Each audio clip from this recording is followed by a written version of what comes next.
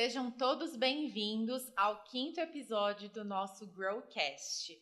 Eu sou a Cristiane e essa é a Nádia, minha parceira. Estamos muito animadas por esse bate-papo e esperamos que você também esteja. Bom, esse é o nosso 5º episódio. Parece que foi ontem que nós começamos e nós já abordamos diversos temas aqui. Falamos sobre nutrição, educação socioemocional, falamos sobre dentição, musicalização também. E hoje nós estamos com mais uma convidada super especial e nós teremos um bate-papo um pouco mais reflexivo, eu diria, com bastante provocações em relação ao assunto educação. Bom, o tema tem um nome muito bonito, viu? Eu vou até ler para vocês. Olha, as projeções futuras da educação e seu papel no desenvolvimento das crianças. Bom, e para falar sobre esse tema, eu tenho aqui a nossa querida convidada Thaís Coelho. Tudo bem. Seja bem-vinda. Vou falar um pouquinho aqui da biografia dela. Olha, Thaís Coelho é sócia fundadora do Trocando Ideias, empresa de assessoria pedagógica e formação continuada.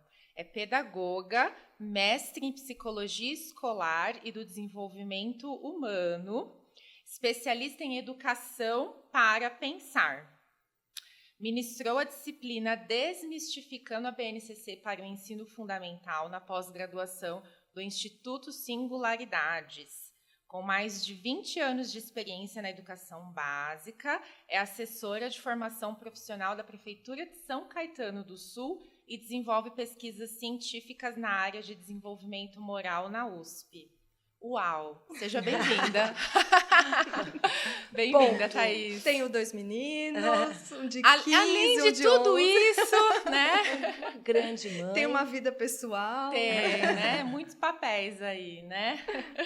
Muito bom. Então, vamos lá, Thaís. Vamos falar um pouquinho, então, de educação.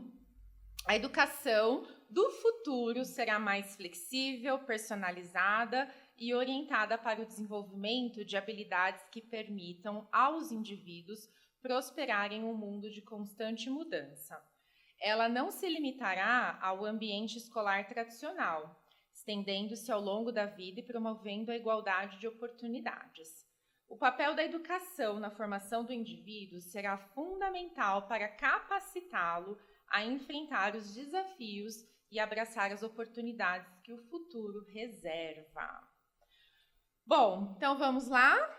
Let's go. Let's go! Bom, falando então de educação, eu gostaria que a gente desse um passo para trás. Então vamos pensar um pouquinho na educação lá no nosso modelo de educação que nós vivenciamos, ou até mesmo no modelo de educação que os nossos pais vivenciaram, né? E eu gostaria que você comentasse um pouquinho sobre o papel da educação naquela época e como as crianças aprendiam. Bom, primeiro um grande desafio, né? Primeiro uma grande alegria estar aqui com vocês e trocar ideias sobre educação, né? Eu acho que sempre que a gente se encontra com as pessoas que pensam e vivem educação, a gente aprende um pouco mais, né? Então, hoje eu faço parte desse grupo, como você falou, de pesquisas lá na USP, né? Uhum. E é muito interessante porque são pessoas de diversas áreas. Então, não são só educadores, né? Pelo contrário, tem muitos psicólogos, pessoas de outras áreas. E a gente reflete muito no desenvolvimento humano. Para te responder essa questão, para a gente pensar sobre a educação, eu acho que a gente precisa ainda andar, né, olhar na perspectiva do ser humano, do desenvolvimento humano. Né? Como é que isso se dá?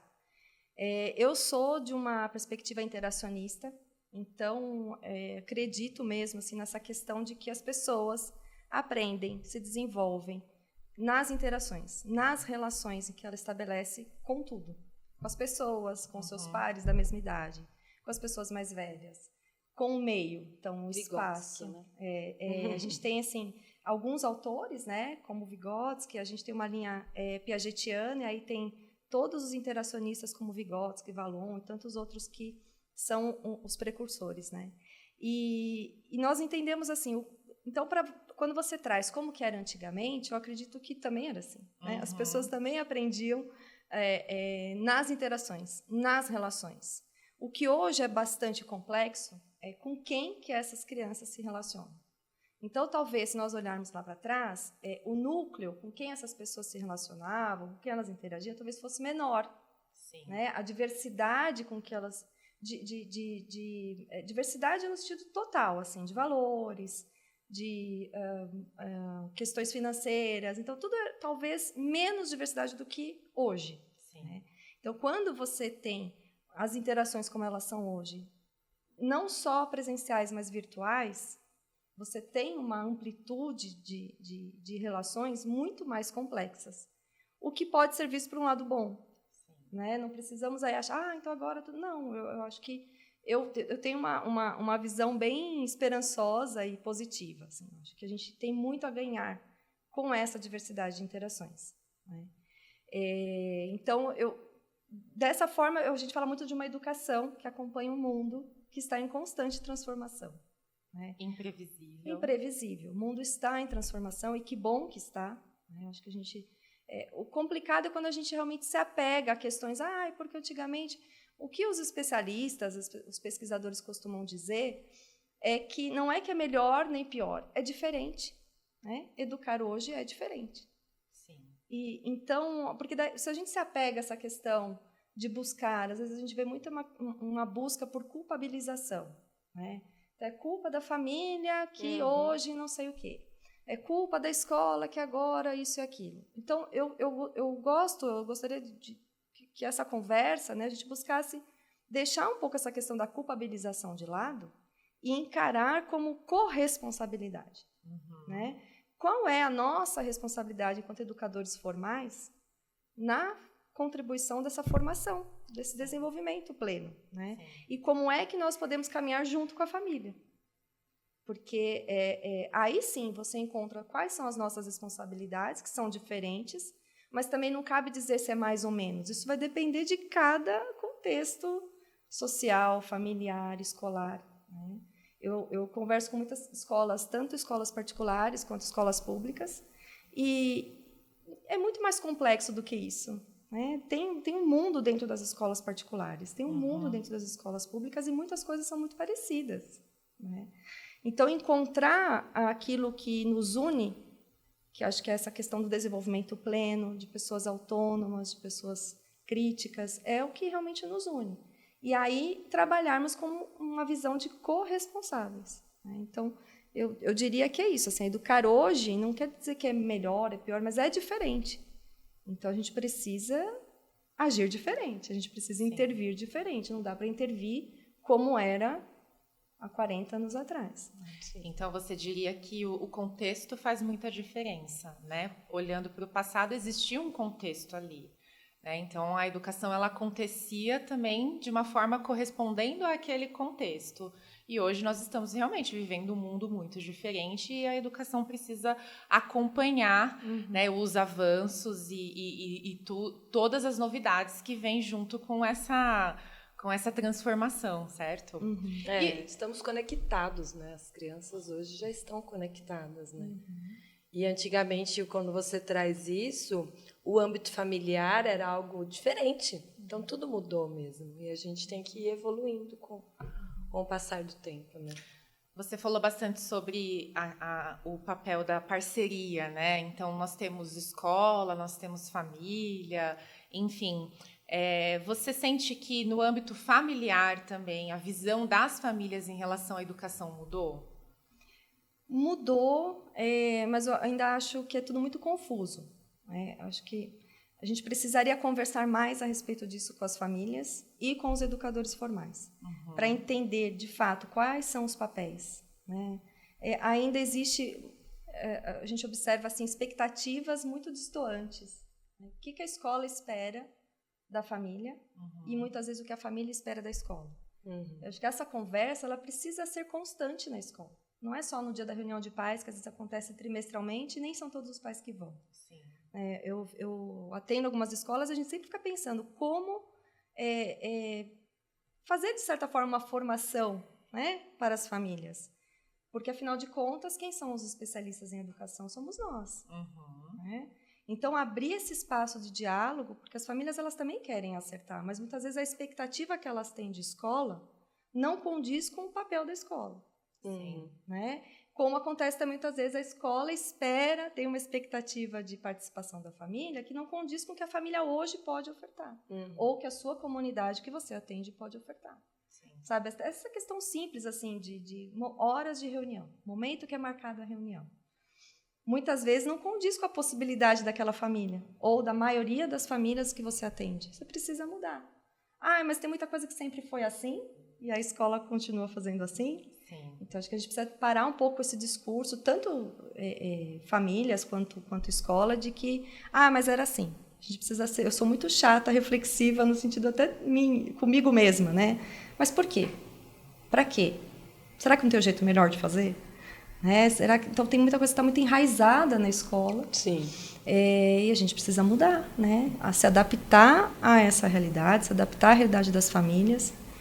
Que, como eu disse, não acho que é pior hoje em dia a educação da família do que era antes. Às vezes a gente diz, porque antigamente, mas será que era tão bom assim? Né? Antigamente, só de olhar a criança já... Mas será que isso era bom? Né? O medo, o temor que existia muito acima de uma compreensão do porquê que eu devo agir corretamente. Será que isso era bom? Né? Não tem uma outra forma? Esse respeito, né, que nós tínhamos na escola, né? A gente traz isso em reflexão sempre. Eu sempre converso muito com as crianças com relação a isso.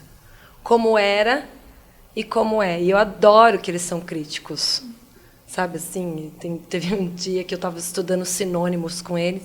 Aí eu comecei a provocar eles para me dar sinônimos de elogios. E aí eu falei, tá bom, a tia Nádia não tem só qualidades. Então me dá um sinônimo de eu ser um pouco chata, vai. Aí eles... Almoço. Aí eu, como assim almoço? Almoço não é sinônimo de chato. Ele, não, tia Nádia, mas na hora do almoço você é muito chata. Eles não me deram sinônimos, mas eles me criticaram. E quando que a gente tinha essa liberdade, né, com os nossos professores antigamente? E não é faltar com respeito, é uma cumplicidade muito grande. O que eu vejo com relação às famílias, hoje, e escolas, é que os pais têm estudado muito mais. Eu não sei se você concorda com isso. Então, quando eles vão procurar uma escola, muitos pais eles vêm com algo ou enraizado com relação a sentimento, então é uma procura sentimental do que a escola me fez lembrar, aquela coisa emocional, ou não, eu procuro uma escola que meu filho brinque mais, porque eu acredito na infância. Aí eu procuro uma escola que tem um sistema, porque eu acredito no ensino forte, rígido. E eu acho bacana isso, porque hoje a gente também tem esses pais que são mais críticos nessa questão do estudo, do ensino. E isso, antigamente, eu acredito que os pais antigamente não tinham isso, de buscar tanto o que eu entendo sobre educação e o que eu espero para o meu filho. Eu acho isso muito bacana. Nós tínhamos um formato de fazer escola muito engessado, muito parecido, né? De uma escola para outra. E hoje você tem uma diversidade de concepções, de metodologias muito maior. Então é importante que as famílias conheçam, porque caso contrário você passa o ano ou anos em conflito com a escola. Sim. Então Exatamente. conhecer de fato qual é a proposta, né? E que a equipe da escola como a de vocês está sempre pensando, repensando. Sim. Né? A GROP tem isso que eu admiro demais. Vocês estão sempre refletindo sobre qual é a sua proposta, o que vocês esperam, o que vocês entendem enquanto infância. Então quando isso está muito claro para a equipe, isso reflete na comunidade. Isso diminui as dúvidas. Né? Você consegue... Não é fazer as coisas para agradar as famílias. A gente tem que fazer aquilo que a gente entende que é importante para a criança, para o desenvolvimento da criança. Sim. Explicar isso, demonstrar, porque os pais não têm obrigação de entender todo aquilo que está por detrás das nossas escolhas. Acho que cabe a nós, né, esclarecermos. Por quê? Por que escolhemos determinada ação e não a outra? E aí os pais vão entendendo qual é o lugar deles também. Sim. Né? Às vezes você tem conflitos, eu estudo muito conflito. E a gente faz curso para pensar sobre intervenções de conflitos. Eu falo que eu adoro conflito. Tem um conflito, que maravilha. Não é bem assim, mas o conflito como uma oportunidade de aprendizagem. E quando nós vamos falar de conflitos interpessoais entre as crianças, não tem jeito, aparecem os conflitos dos adultos, entre os adultos. E muitas vezes adultos que trabalham juntos, ou essa relação mesmo, escola e família, né? E é tão bonito quando a gente encontra escolas que falam assim, a gente não tem quase conflito com as famílias. Não é porque não existe problema, mas porque provavelmente está tudo muito claro, existe uma conversa constante, ou a forma de demonstrar, de documentar é clara. Sim. E aí os pais compreendem, né, o processo, porque realmente, como você disse logo no início, é muito diferente de como nós aprendemos. Muito. Então, como você falou, né, quando as famílias vão até a escola, elas buscam as referências, as memórias que eles têm. Então, quando você vê algo que talvez seja muito diferente, isso gera uma insegurança. Eu diria que eles buscam tanto pelo lado das experiências positivas, também pelo lado das experiências negativas, né? Então, aquilo que eu passei, eu não quero que meu filho passe, né? E isso eu concordo muito com o que você disse. Eu tenho a oportunidade de estar um pouco mais próxima das famílias que vão conhecer a escola, que estão buscando a escola para matricular os seus filhos. E a gente tem uma pergunta que é clássica, né? O que você está buscando para o seu filho, né? Então, acho que essa pergunta é a primeira forma de buscar alinhar a expectativa com realidade. Então, às vezes, o pai responde, eu quero uma escola em que meu filho possa brincar. Opa, beleza. A Grow Up vai se encaixar aí. Eu quero uma escola em que meu filho, né, aprenda sistematicamente, ou de uma maneira tradicional, que tenha apostila. Opa, a Grow Up não vai se encaixar aí. Então, é importante realmente ter esse alinhamento de expectativa e realidade, para lá na frente não gerar frustração na família também. E sofrimento da própria criança. E sofrimento da própria criança, exatamente. Aí existe o conflito, mas aí não é um conflito positivo de discussões, realmente impasse. Exato. Exatamente. Bom, nós tivemos um capítulo que impactou muito a educação, que foi a pandemia. Eu acho que vale a pena a gente falar um pouquinho sobre isso, né? E eu gostaria que vocês comentassem, enfim, um pouquinho sobre esse impacto. Né?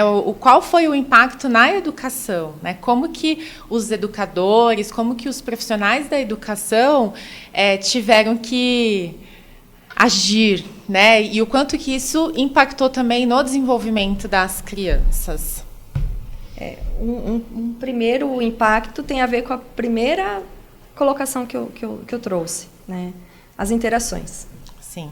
Então, por mais que a escola tenha conseguido formas, ferramentas de dar, né, ou trabalhar determinado conteúdo, de envolver as crianças em atividades pedagógicas, as escolas se viraram realmente assim com criatividade, com empenho, com muito esforço. O famoso se vira nos 30. E um grande desafio, um desgaste, porque não havia parâmetro, modelo para se apoiar. O mundo inteiro estava passando por essa mudança ao mesmo tempo. Quando você tem, né, alguma coisa, você se espelha, você pega um modelo que deu certo. Sim, vai buscando inspirações, ali, né? E realmente, da forma como aconteceu, não tinha onde se apoiar como uma referência. Não tinha nem como planejar, porque não existia um tempo, né? Porque o professor trabalha com planejamento. Ainda que as escolas que tinham um pouquinho mais de uso já, de tecnologia, de tudo isso, conseguiram, talvez de uma forma mais rápida, porque já tinha algum sistema tecnológico que pudesse ter o contato com as crianças, mas isso foi mínimo no Brasil, né? Isso sem falar das escolas que realmente não têm nem acesso à internet. Então, pegou todo mundo de uma forma assim muito...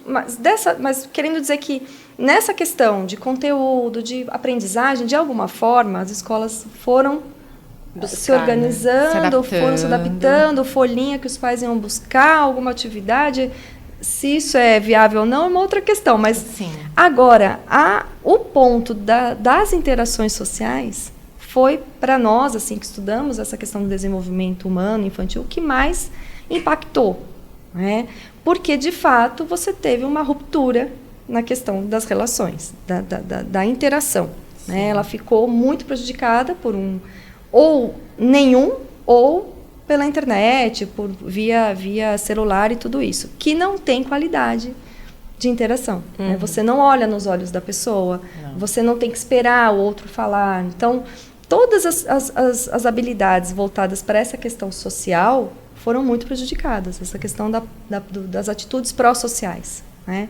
Porque eu falo até como mãe, momentos ali da aula, fecha a janela, né? Desliga a câmera, porque tá chata a aula, porque algum colega tá falando alguma coisa que você não gosta ou tá cansativo, você simplesmente desligava ali a câmera e ia tomar uma água. Então, como é que a gente parou de desenvolver a tolerância, o momento de esperar, né? A frustração, tantas outras emoções que só acontecem nas relações, né? Quando você está ali e que realmente a forma como as coisas foram acontecendo. Então, a gente já esperava que o retorno seria conflitante, né? Porque você precisa retomar questões de regras de convivência. Porque quanto tempo eles passaram dentro das suas casas com as regras da casa? Quando tem, né? E de que forma são, cada um da sua forma. E nós sabemos a importância da escola. Eu sou uma grande defensora, né, da escola nesse espaço de encontro, não só no espaço onde você vai aprender coisas, né, ou conteúdos. Você tem um encontro com as diferenças, você tem um encontro. São muitas histórias, né, com muitas as famílias. Regras, isso, e as regras de convivência que eles vão aprender na escola. Sim. Né, de convivência social. É uma microsociedade. Sim. Né? Então, eu diria que esse impacto a pandemia trouxe, nós ainda estamos tentando. Eu também acho que não voltar a ser, porque como era, não tem como mais. Não é mais, né? Acho que não adianta ficar nessa busca, mas como desenvolver essas habilidades que foram prejudicadas. Ainda bem que temos a IBNCC também, que já tinha um caminho, né? Então, eu acho que já forçava as escolas a olhar para a aprendizagem por habilidades e competências e não o foco no conteúdo. Então, que bom que já havia essa discussão e muitas escolas já estavam alinhadas, porque, caso contrário, agora ia ser o foco só em recuperar conteúdo. Né? E nós sabemos que temos que recuperar todas essas habilidades, especialmente as socioemocionais, que impactam demais na aprendizagem. Total. Muito. Demais. Muito. Né? Adianta, você pode pôr o melhor professor do mundo. Se o clima não está favorável, se o ambiente não está bom, não está saudável, não vai conseguir ensinar, né? Entre aspas, nada. E se o estudante não está bem, até nós adultos, né? Nós falamos sobre isso. Quando você não está bem, tudo fica mais complicado. Você precisa de um esforço muito maior para ser produtivo. E a criança ou adolescente não tem capacidade ainda de ter tanto esforço quanto, teoricamente, nós adultos temos, né? Teoricamente. Eu fui mãe de aluno na pandemia. O Gui estava com 4, eu acho. Não, Kids 5. 5 e o Gá com 6 para 7, alguma coisa assim. E foi, assim, muito, muito difícil, essa é a palavra. Porque não tinha foco, né? É um ambiente muito diferente. Como você disse, a escola, ela é uma microsociedade, né? Então, quando você está lá, existe um comportamento também que é adotado, né? E em casa, eu adoto o comportamento da minha casa, né? Então, achar o equilíbrio ali e tentar engajá-los a participar, realmente foi bem difícil. Nossa, e como? Você acha que o ensino infantil sofreu mais? Tão complicado dizer o que foi mais, o que foi menos. Eu não arriscaria dizer, porque cada vez que a gente começa assim, a aprofundar, olhar para cada fase, eu me convenço, nossa, esses foram os mais prejudicados. Aí você começa a escutar, nossa, esses foram os mais prejudicados. Porque, olha, se a gente parar para pensar, o adolescente, né, aquele momento ali, de um 5º para um 6º ano, e que não teve o 5º ano, que encerra um ciclo, e já volta quase no 7º, eles também foram muito, muito impactados. E aí reforçou algo que é da adolescência, que é o ficar sozinho, que é o se isolar um pouco. Está muito complicado para eles agora, sabe? Conseguirem, né, interagir ali entre eles, numa brincadeira saudável. Aumentou muito uma questão de cyberbullying. Então, cada fase teve o seu impacto. Você olha para o primeiro aninho e fala, nossa, eles perderam a educação infantil, já não tem mais. Não tem mais o tempo do brincar, porque realmente já começa no terceiro ano. Sim. Aí quando nós olhamos assim para o terceiro ano, você fala, nossa, quantas questões de aprendizagem que foram perdidas, mas também da infância que foram, entre aspas, né? Perdidas de oportunidades. Eu lembro do meu filho, nossa, era o último ano que ia usar o parque. Não teve mais o parque. Então, por isso que eu acho que a escola precisa mesmo rever, né? Alguns marcos que eram muito certinhos e tá, até tal ano eles comem lanche, sabe as coisas do dia a dia? Eles vão comer o lanche dentro da sala.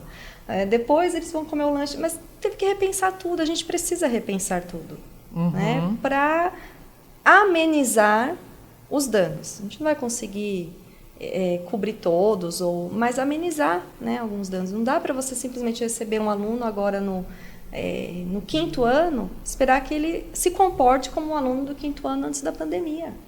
É um outro aluno. Sim. E eu falo nas formações, vai dizer que não é um outro professor. Eu sou outra pessoa. Né? Então, também é um outro professor, também é outra família.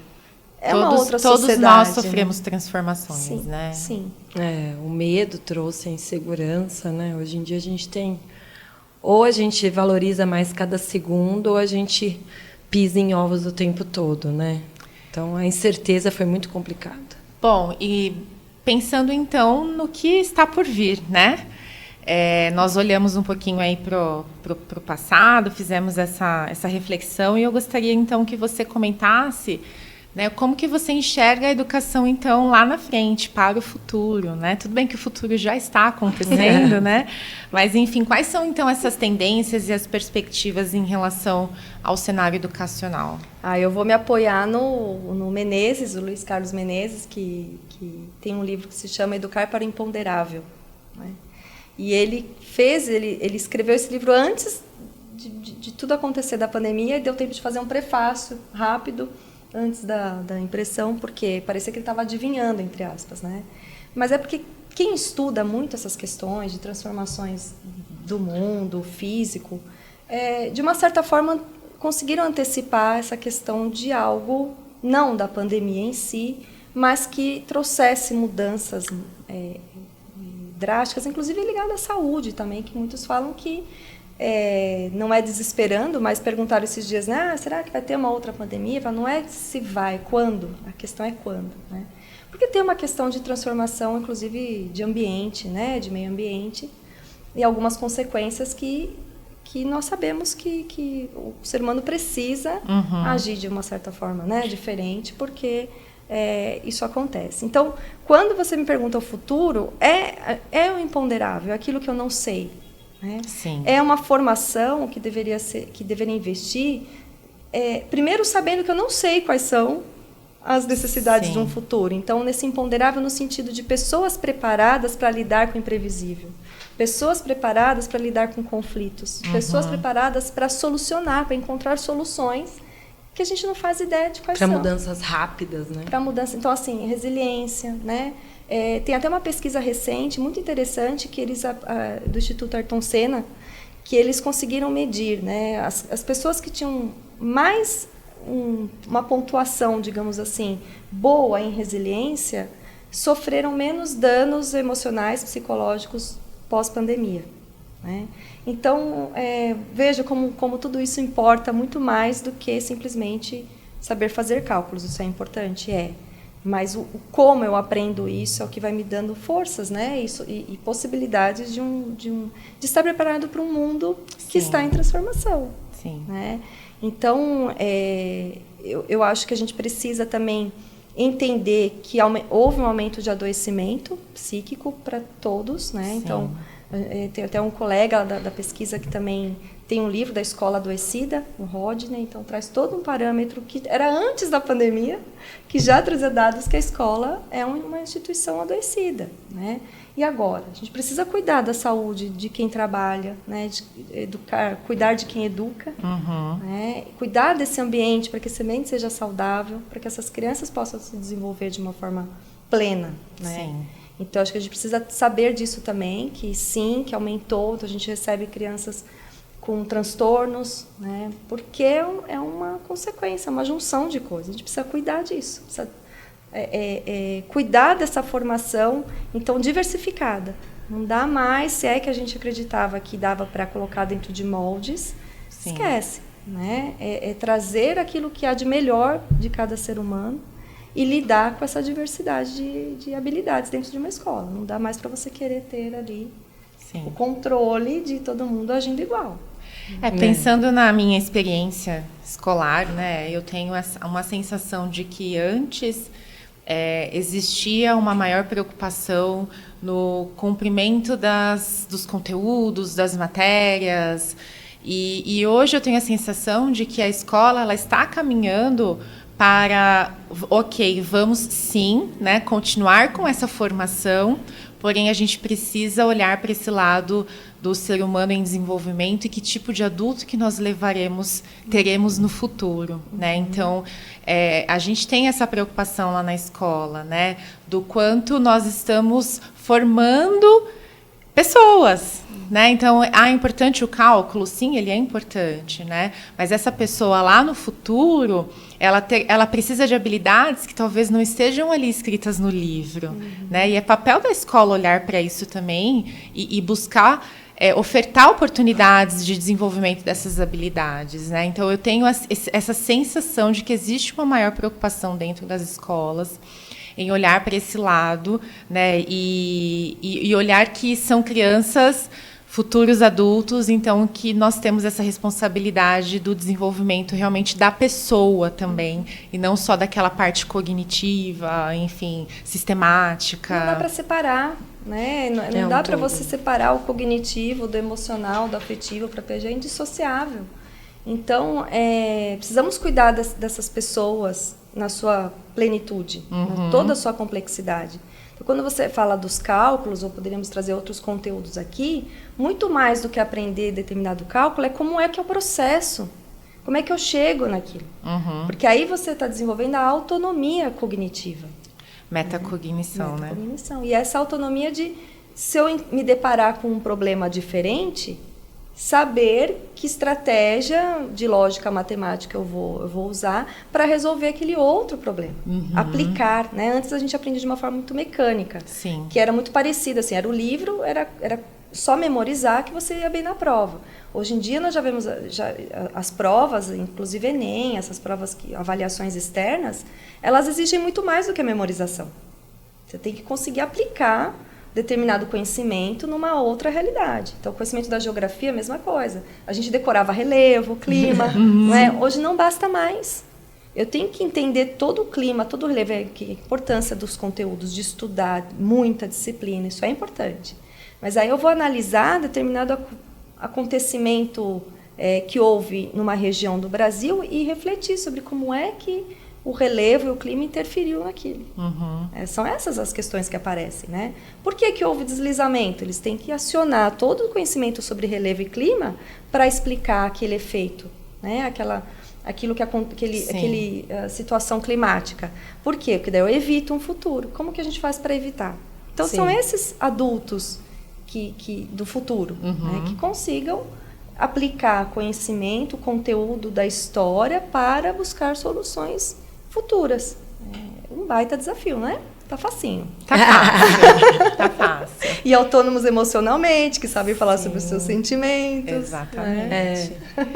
Moralmente autônomos. A gente já conversou sobre isso, como é difícil também, né? Que vão agir eticamente, moralmente, mesmo que não tenha uma punição. Então, a autonomia, por isso que eu falo plenamente, né? Cognitiva, emocional e moral. Sim. É fácil. E lembrando que dentro de um contexto que nós nem sabemos como será exatamente. Não sabemos. Né? Composição de escola, composição de família. Não sabemos. Né? Também estão mudando bastante as famílias, né? E a própria composição da escola. Será que ela vai ser, né, cada ano? Será que nós vamos ter escolas da ponte? Não sabemos. Sim. Que faculdade vai ser essa do futuro? Então, a gente já percebe um movimento de mudança nas provas que vão aceitar, né, e trazer os alunos lá. A faculdade não vai ser mais a universidade que a gente passou. Né? Já não é, né? Já não é. Hoje, eles continuam muito com o online, né? Essa força que ganhou o online, eu vejo que todo mundo fala, não, mas vamos fazer online? Às vezes a gente fala para os pais em algum determinado momento, já marcar uma reunião, não sei o que, mas dá para ser online? Então, essa questão também, as famílias também, as pessoas aprenderam a se relacionar dessa forma digital. E eu gosto do afeto, eu gosto da troca, sabe? Eu quero estar junto. Eu sinto falta disso, porque quando as pessoas me trazem, não, eu prefiro online, eu fico, putz, mas era tão legal estar junto, né? Levantar discussões junto, e hoje em dia, essa questão de Zoom, de fazer aulas, né? Às vezes tem uma reunião e aí você faz com a câmera desligada, me gera um desconforto. A Denise mesmo falou que está fazendo uma pós-graduação agora, e não é para ligar as câmeras. Nossa. Não é? Não é. A regra não pode ligar as câmeras. Eu falo, caraca, né? Como tá mudando, como mudou. E aí a escola precisa encontrar o seu lugar nisso tudo. Sim. De quais são as práticas que nós não vamos abrir mão. Exato. Né? Por quê? Porque temos um compromisso com o desenvolvimento pleno, com as interações. Então, é muito delicado. É o momento da escola ver aquilo que eu preciso incorporar, porque não dá mais para ser como era. Então, incorporar a tecnologia, não dá mais para ser tudo no papel. Né? Reuniões de pais, muitas vezes, a gente precisa mesmo fazer online para que você consiga ter mais pessoas. Então, é a escolha de cada instituição. O que eu vou incorporar e o que eu não vou abrir mão. Sim. E aí tem a ver com saber qual é a minha missão, que a escola tem, que é a identidade de cada escola. E trocar isso diretamente, né? Tanto com os colaboradores, quanto com as famílias, né? Enfim, aquela transparência. A gente prega muito isso na escola. Né? Exato. Comunidade educativa. Você acompanhou o nascimento da Grow Up. Ai, com né? prazer. Inclusive a Thaís que auxiliou a gente aí na construção dos documentos pedagógicos da escola.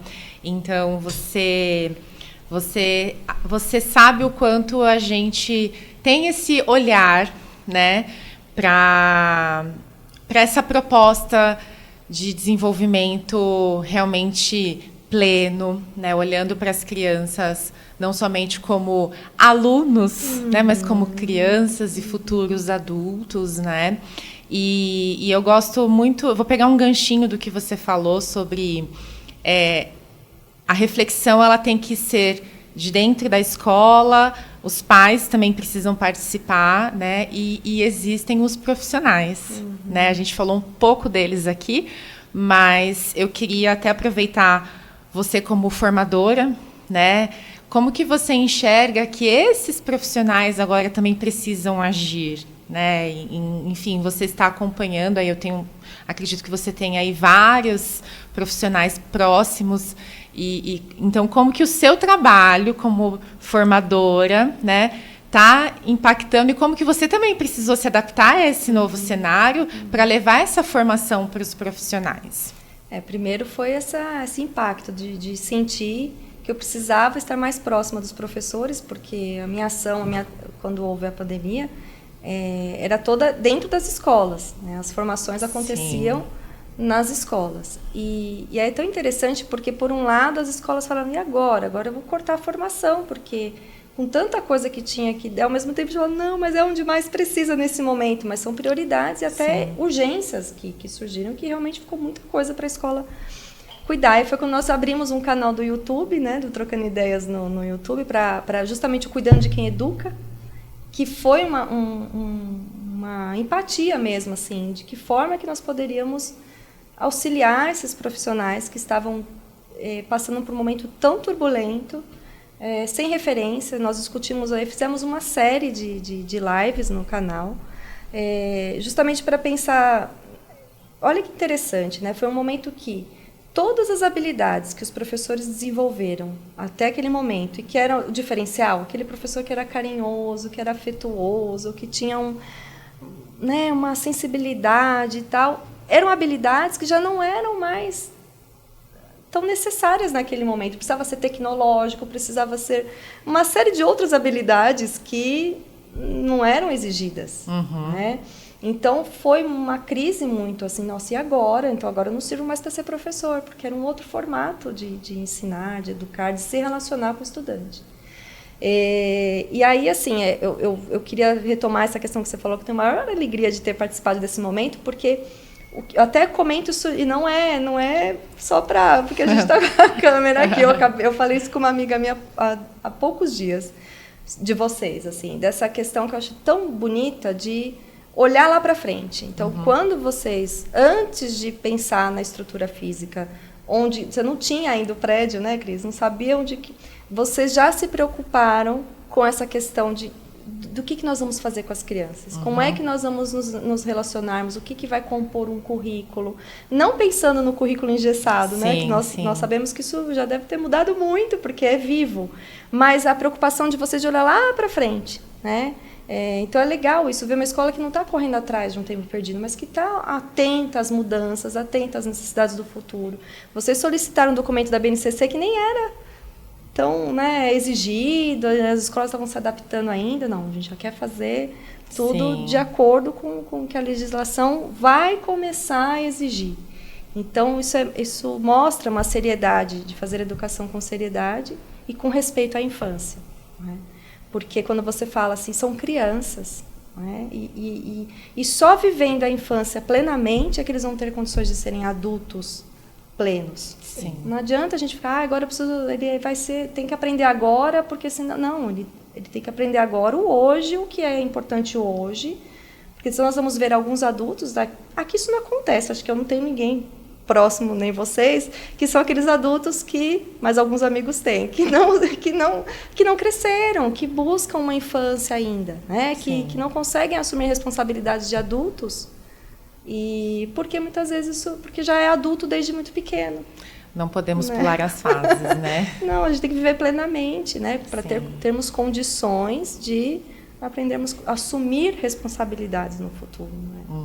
Então, foi dessa forma que nós adaptamos formações online também, então a gente faz hoje. Isso foi muito bom, porque a gente percebeu que é possível. Você abriu um leque de opções. Né? E você ganhou escala também, né? Consegue acessar talvez consegue pessoas... fazer uma palestra com pessoas distantes. Não somente aqui da região, mas acessa o Brasil todo também, né? E aí eu também, eu procuro sempre, posso ir um dia presencial? Porque realmente são outras habilidades, né? Outro objetivo. Funciona muito bem, eu acho que a gente ganhou muito com essa questão do online, inclusive congressos internacionais que a gente consegue participar online, mas acho que a gente precisa cuidar, né? Como que a gente faz para isso, para não prejudicar as relações mesmo. Só melhorar, não prejudicar. Sim, verdade. Bom, para quem não conhece, eu comentei lá no início do bate-papo, mas eu vou reforçar agora. Então, a Thaís, ela tem uma assessoria pedagógica chamada Trocando Ideias.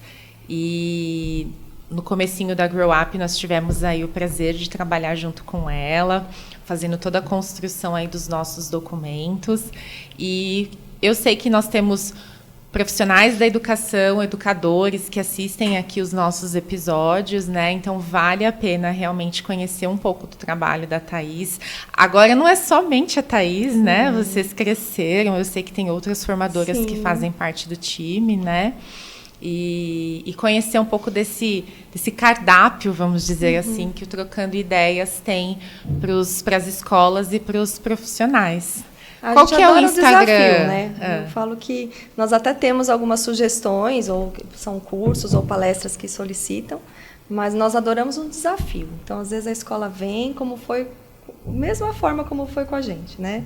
Escutar, entender qual que é a demanda, e aí, de uma forma muito coerente, olhando para as pessoas que eu conheço e levando em consideração essa linha de desenvolvimento que eu acredito, a gente monta um programa personalizado, né, de formação.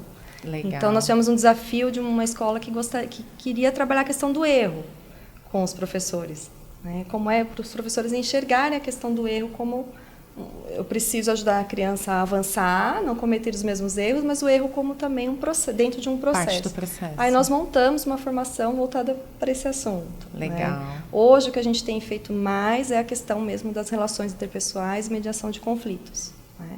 E aí a equipe inteira, vem todos os educadores e não educadores da escola.